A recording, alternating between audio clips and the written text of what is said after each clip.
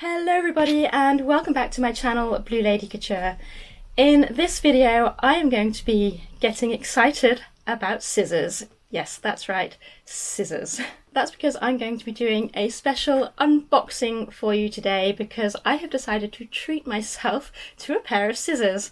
But that's not just any pair of scissors, I have actually decided to buy a proper traditional pair of Dressmakers, Tailors Shears, because I have never done that before and I kind of thought it was perhaps high time I actually did that. So in many artisan industries or anyone who has a high level skill set, there's normally something that is kind of like a badge of office, a tool that is a symbol of your trade, and other than a needle and thread or perhaps a sewing machine in kind of modern terms. Traditionally, for dressmakers and tailors, a pair of shears is your badge of office. And it's the kind of thing that you perhaps might have bought yourself or been gifted upon completion of your apprenticeship, if you are apprenticed to a tailor or a dressmaker, something like that.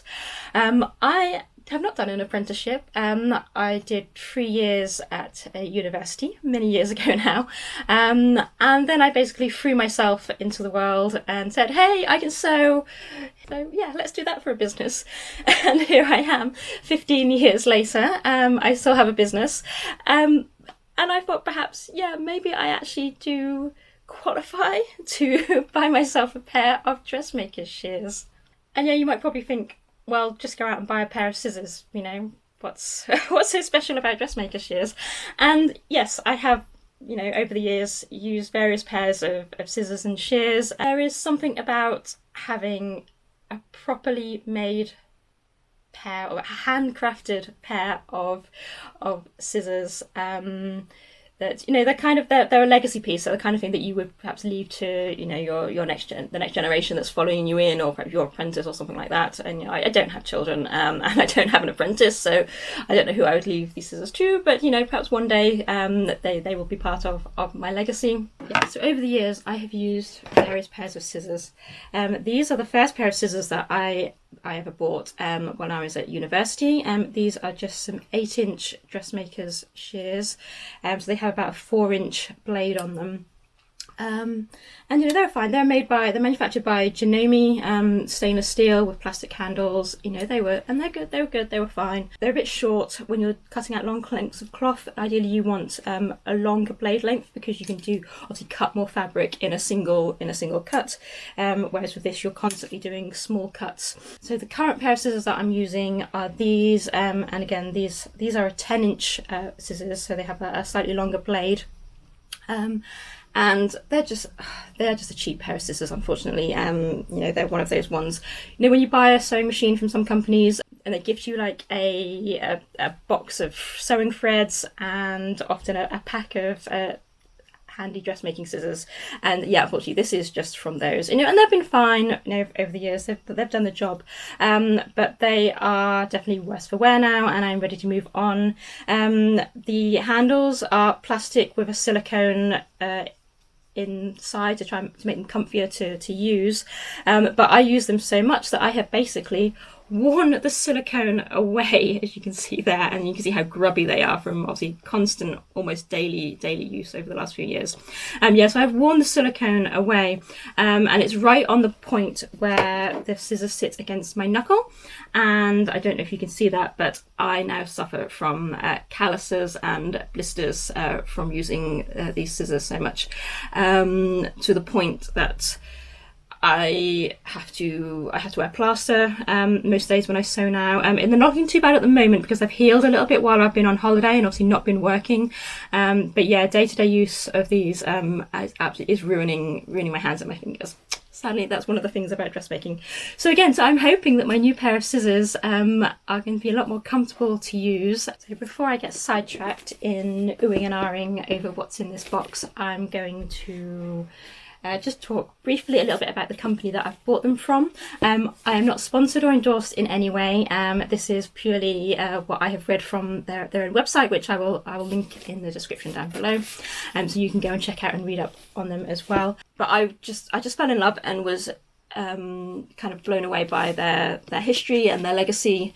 So I very much wanted to support this company and also let you know a little bit about them and why I bought from them. So if you are in the UK, you're probably familiar with the term Sheffield steel. Sheffield steel is some of the best quality steel in the world, and Sheffield here in England is the heart of our steel production industry, and it has been since the Industrial Revolution in the late 1700s. Metalworking, the history of metalworking in that area, it's just synonymous with Sheffield. And, in just general household day-to-day kind of sort of social history, if your household cutlery canteen and your scissors and your knives, if they weren't made from Sheffield steel, what even household were you running? It was just Sheffield steel was the best. Even for me growing up in the 90s, I remember looking at my parents' cutlery set on the dinner table, and proudly emblazoned is Sheffield steel on the blade. So to have a pair of scissors that are essentially small batch, handmade, hand finished items crafted here in Sheffield. It's one of those industries that is on the verge of and came very close to at one point completely dying out. So, and I'll go into a bit more of that when I talk about the history of the company. So these scissors have been made by a company called Ernest Wright, and they were established by a man called Ernest Wright in 1902. So there's over 100 years that this company has been going. But prior to that, Ernest's father, Walter Wright, he was also working in the scissor industry in Sheffield from the 1880s. He was basically an outworker who was taking work from other manufacturers, and he was doing the finishing on the scissors. But he was known as a master scissor putter-togetherer.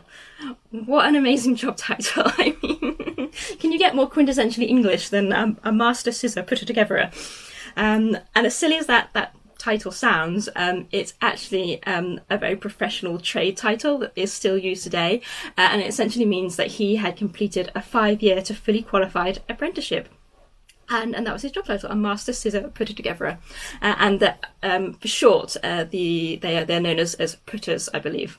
So the company was established in 1902, and a time before, full-on mass production or production overseas.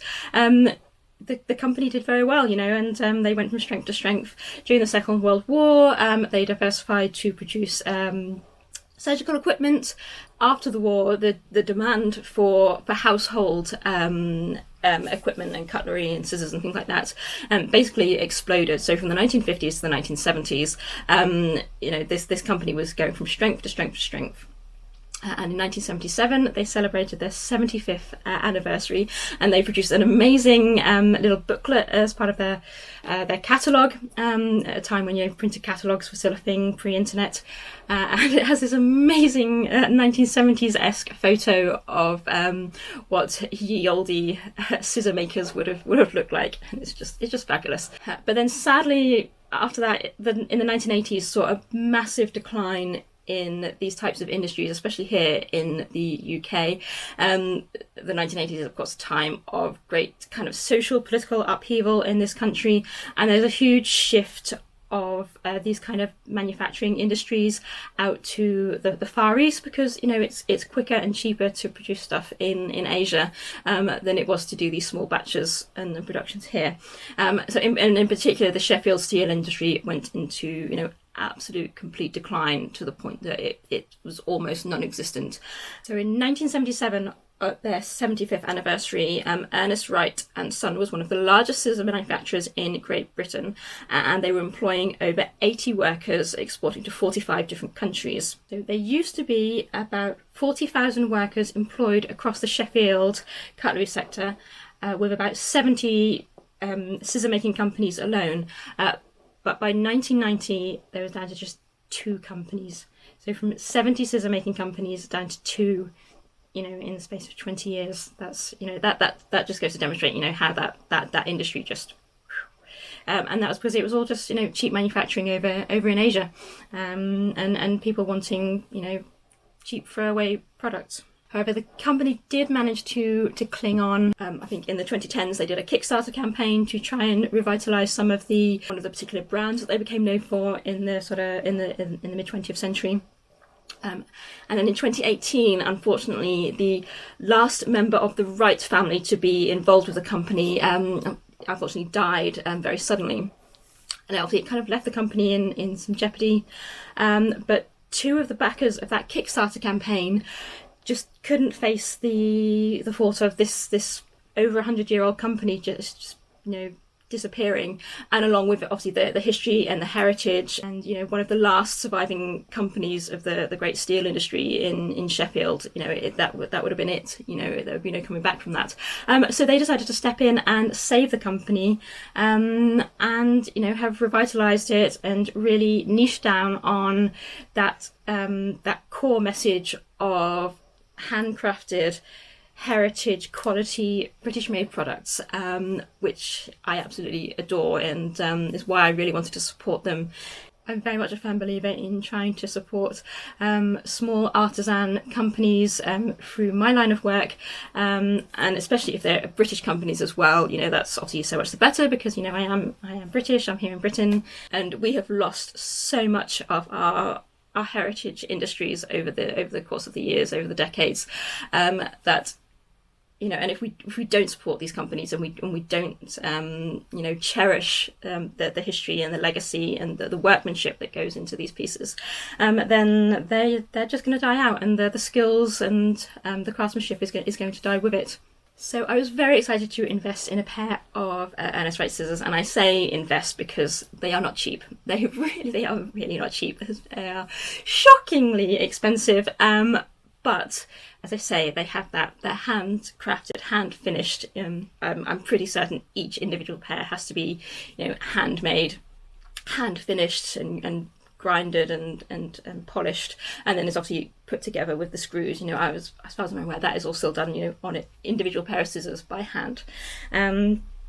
So that makes them very expensive, and I also had to wait a very, very long time for them. I actually ordered these at the end of my last business year in November, and I am now filming this in June. They were delivered about a couple of weeks ago, and I've been waiting for a moment to actually sit down and do this video and unbox them properly. And they do all sorts: dressmaking scissors and tailor shears in various sizes.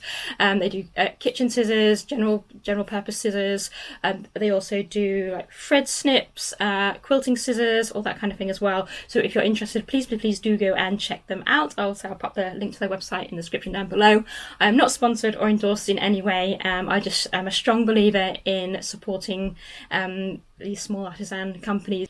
But anyway, I digress. I'm still waffling on, and I haven't actually unboxed this pair of blooming scissors yet. So without further ado, let's go.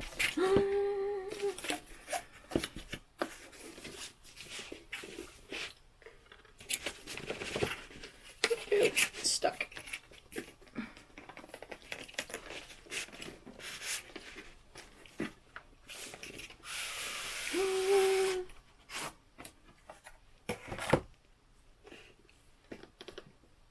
Look at that. Look at that beautiful presentation box.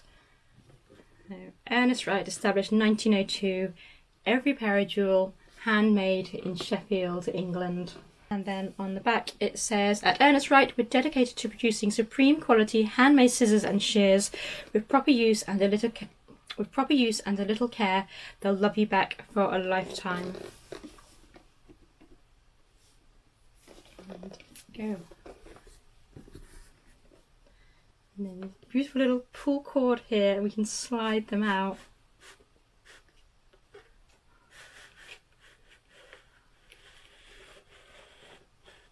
Oh my word.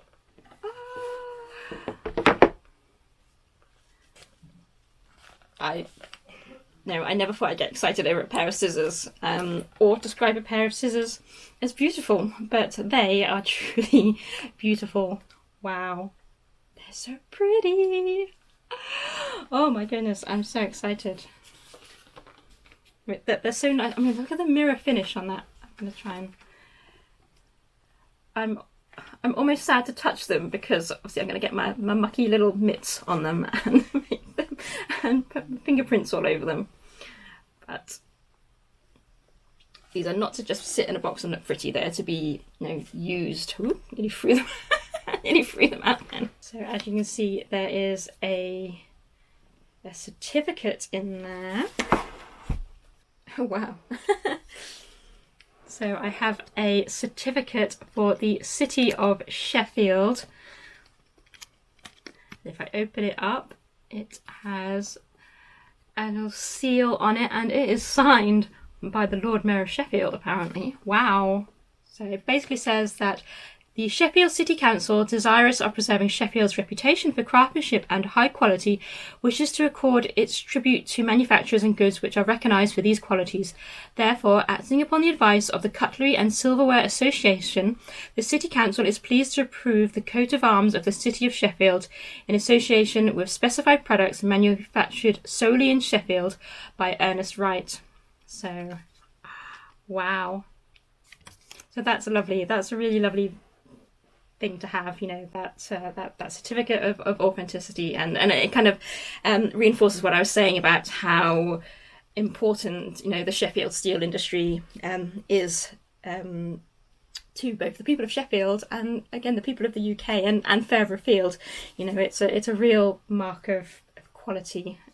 So yeah, that's lovely. She'll keep that nice and safe in the box.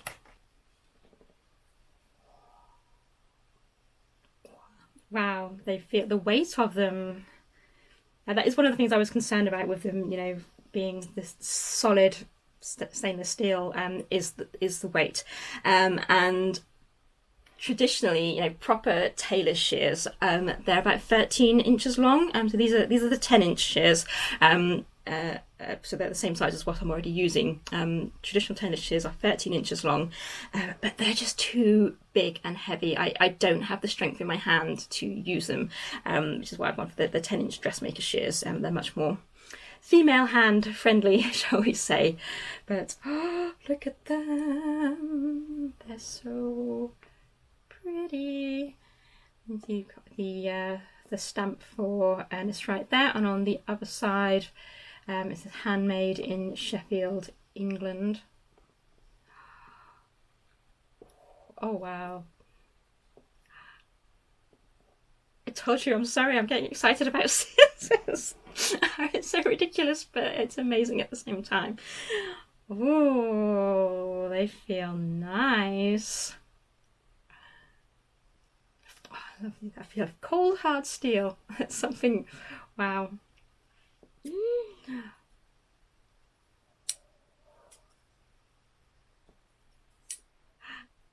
That sound.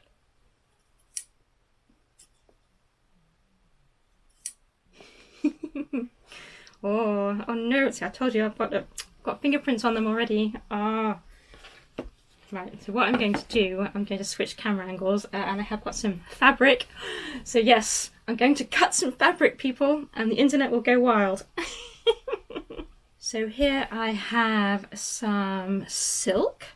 I have some very lovely, also Yorkshire made woolen tweed, herringbone tweed, which is very, very nice. I have some of my linens, which, as you'll know, I will use on a regular basis for making a lot of my Edwardian ensembles.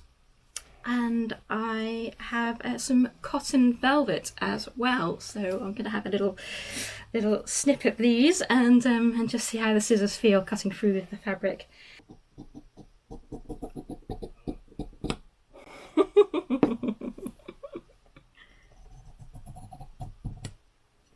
Wow. Like cutting through a hot knife through butter, I think is the saying, isn't it? Let's try the wool. See, this is quite a thick, heavy wool, so compared to the silk, let's see.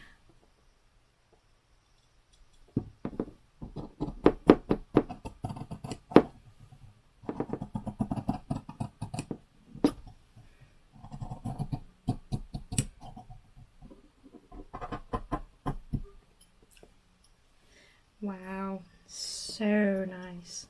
Oh no, there's fluffy bits of dust on them now. Oh wow, they're sharp. Don't do that. They are, wow, they are seriously sharp. Good grief.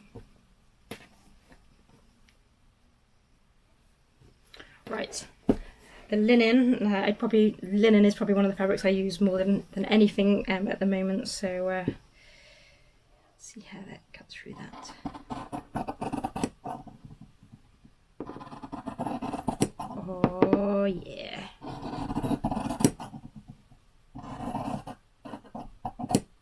So nice.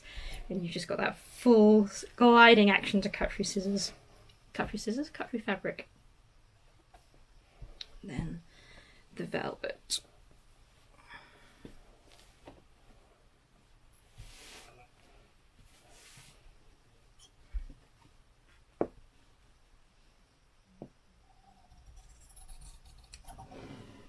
Oh wow, that's just...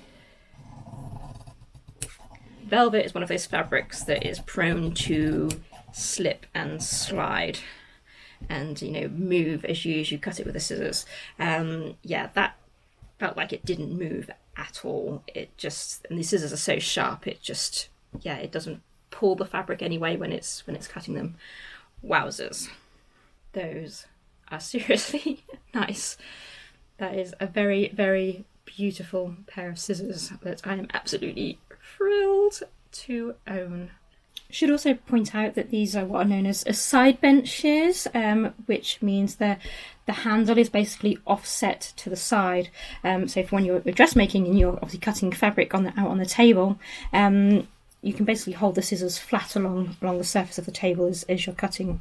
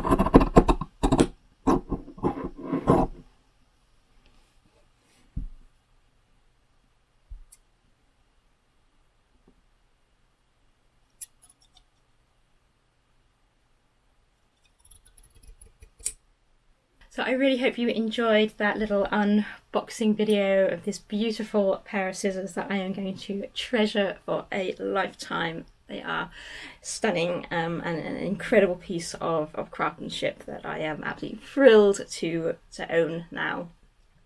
I think they're going to be worth every single penny. If you've liked this video, please do give it a thumbs up and drop me a comment down below as well. It really helps my channel out. Also be sure to subscribe to my channel so you can be notified when my next videos go out. I specialise in doing costume making as well as kind of historical days out to museums and places of interest like that. So thank you so much for watching, and I will see you in my next video. Take care guys, bye!